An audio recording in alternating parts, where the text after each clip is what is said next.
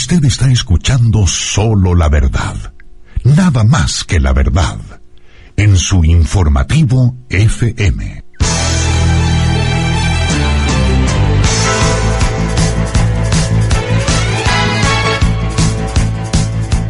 Son las 8 de la mañana, 12 minutos. Tenemos ya en la línea telefónica al señor Luis Andrango, presidente de la FENOCIN. Señor Luis Andrango, Washington Delgado lo saluda, gran parte de la costa pendiente de todo este tema de la ley de tierras y de esta conversación. Para iniciar y para darle contexto a la conversación, señor Luis Andrango, ¿cuáles son los puntos fundamentales? ¿Por qué es necesaria la redistribución de la tierra y en qué se basaría el éxito de esta nueva revolución agraria, como nos dice también Pedro de la Cruz, a diferencia de la revolución o de la reforma agraria del año 1964 y de 1973? Bienvenido, buenos días, lo escuchamos, señor Luis Andrango.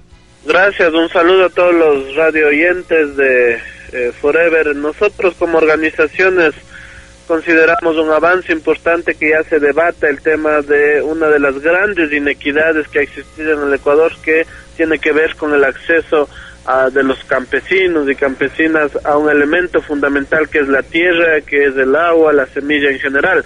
Nosotros hemos planteado que el tema de la ley de aguas nos lleva a un debate profundo sobre el modelo de desarrollo agrario que queremos implementar, es decir, nosotros queremos realmente hacer cumplir la Constitución que habla de favorecer y de garantizar la soberanía alimentaria del pueblo ecuatoriano. En ese sentido, esta propuesta que está circulando ya, que ha ampliado un debate fuerte, busca fundamentalmente combatir uno de los principales males del Ecuador, que es la inmensa inequidad del acceso a la tierra, pero este tema también va a ser un combate fundamental contra la concentración de la pobreza en el sector rural. En ese sentido, las organizaciones estamos pues a la expectativa, convocando a un debate nacional. Nos preocupa mucho la reacción de ciertos sectores que de entrada se han opuesto siquiera a debatirlo. Lo que el mensaje que nos queda es o que no tienen argumentos para un debate o que no quieren el cambio en el Ecuador. En ese sentido, las organizaciones se ha planteado esta ley que contiene 4 elementos fundamentales. El primero, de definir el régimen de propiedad de la tierra, que el marco nos da ya la Constitución, el tipo de propiedades de tierras que hay, comunitaria, estatal, pública en general.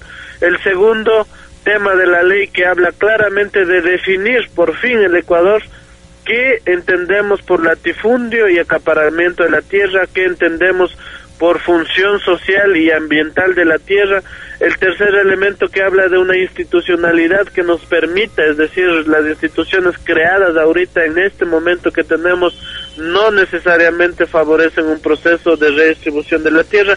Y el último, que es el mecanismo sobre el cual las organizaciones hemos planteado este proceso, es el Fondo Nacional de Tierra, que permita a los campesinos, a las organizaciones, a las familias a acceder a recursos que los permita hacer efectivo este derecho de tener la tierra. Por eso es importante explicar a la gente que no se habla de confiscación, se habla de expropiación. La expropiación es una compra obligada a un previo justo pago de la tierra, ¿no? Sí, bien, yo quiero dejar algunos detalles para la conversación en una segunda etapa, señor Luis Andrango. Pero dentro de la parte global, usted acaba de expresar estos 4 puntos y bases sobre los que se han redactado esta nueva reforma o nueva ley de tierras, reforma agraria. Pero le pregunto, ¿en qué se diferencia fundamentalmente? ¿Por qué la reforma agraria de 1964, con el crédito que le dio la dictadura a los campesinos, la entrega de tierra, y también de 1973 en otra dictadura militar, por qué no ha habido el incremento de producción agrícola con esas 2 reformas?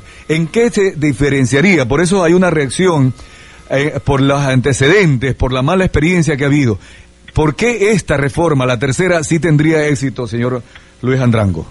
Bueno, creo que es importante hacer una evaluación exactamente de las anteriores reformas agrarias. Nosotros hemos hecho un profundo nivel de autocrítica. Nosotros creemos que uno de los elementos nuevos que estamos planteando es que no puede quedarse en un proceso de redistribución de tierras. Es necesario, como decía, discutir el modelo. Entonces, eso implica el retorno del Estado de entregar tierras, pero de acompañar de un proyecto, de un plan de producción, de acompañar con capacitación, infraestructura rural básica, que es fundamental. Es decir, la alimentación del pueblo ecuatoriano puede hacerse mucho más barata si los campesinos tendríamos acceso a poder trasladar nuestros productos a las grandes ciudades y poder así cumplir nosotros también con esta responsabilidad inmensa. Pero esta nueva reforma agraria también plantea un elemento crucial, es decir, no solo entrega de tierra, sino plantearse con claridad un modelo de producción que permita recuperar, por ejemplo, la agroecología como un elemento fundamental para la producción a nivel nacional. Plantea también el generar espacios de comercialización solidarios, es decir, el campo produciendo sano, las ciudades consumiendo responsablemente, y el objetivo fundamental es hacer cumplir este derecho humano, derecho fundamental a la alimentación. En ese sentido, las reformas agrarias anteriores generaron un pequeño proceso de redistribución de tierras, pero el objetivo no estaba enfocado necesariamente a la producción de alimentos, sino más a combatir la inequidad de la tierra. Pero ahora hemos planteado que esto debe estar acompañado de una profunda reforma agraria, pero además acompañado de una revolución agraria, que es lo que hemos venido planteando, acompañar al campo con varios elementos que permita a la gente del campo poder seguir subsistiendo en condiciones de dignidad y evitar que la gente del campo continúe migrando a las ciudades, incluso afuera del país. Lo que queremos hacer es que el campo vuelva a ser un lugar en donde la gente pueda vivir dignamente, ¿no? Usted ha tocado el tema, señor Luis Andrango, y en eso quiero insistir. Primero, el acceso a la tierra. Segundo, la soberanía alimentaria, es decir, incrementar la producción agrícola para que todos los ecuatorianos nos alimentemos. El asunto del financiamiento, es decir, una verdadera reforma, como usted manifiesta. Pero quiero tratar el tema de la economía de escala. Yo le escuché a usted en una rueda de prensa a través de la televisión que usted propone que los campesinos tengan 25 hectáreas. Cuando un campesino tiene 25 hectáreas, no necesariamente va a lograr los ahorros que se logra si tuviera 50 o si tuviera 200 hectáreas.